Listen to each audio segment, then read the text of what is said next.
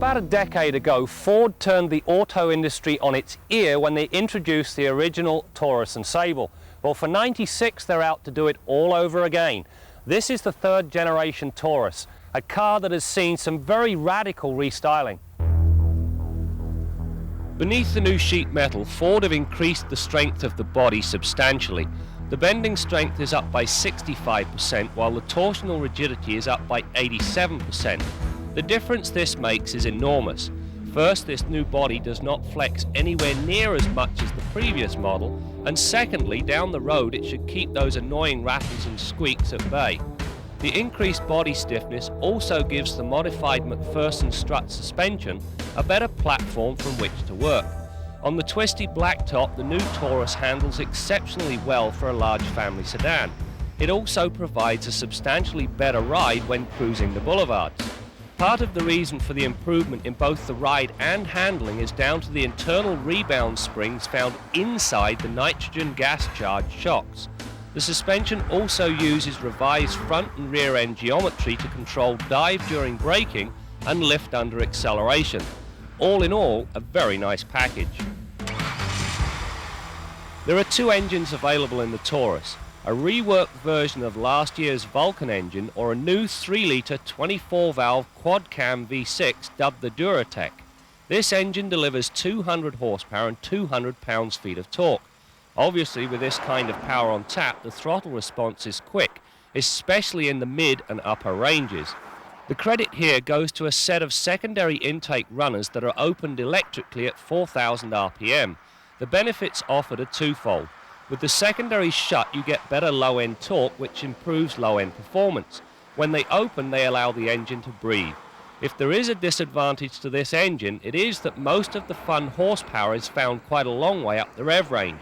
The result is that you have to keep your foot into it if you want the power. Personally, I have no objection to this, but it's hardly the way that most people drive the family buggy. For this reason, if I were buying, I would stick to the base engine and save myself a bunch of money. Matched with either engine is a 4-speed electronically controlled automatic with overdrive. The shifts are smooth and coordinated and the kickdown response is quick. The brake system is comprised of front discs and rear drums and is offered with anti-lock brakes. During the brake tests I required 115 feet to stop from 80 kilometers an hour.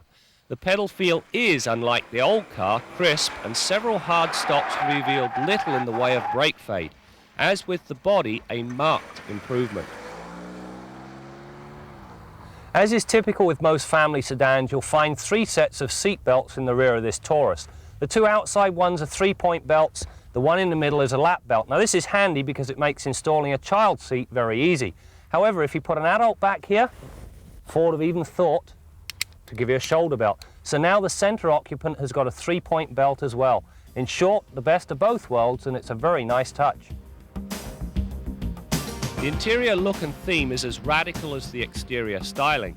The highlight is the new center console that houses the radio and climate controls. At first the setup looks a little complex and somewhat out of place. However, use the thing for a couple of minutes and the feel is so natural you can operate it without ever looking at it. The other plus is that the radio is given the prominent position and at long last has a real knob for volume. Elsewhere the instrumentation is analog. The power windows, locks and mirror controls are all placed within easy reach, as is the cruise control. The front seats are large, nicely contoured and offer good lateral support. The rear environment is spacious and will actually accommodate 3 adults in relative comfort.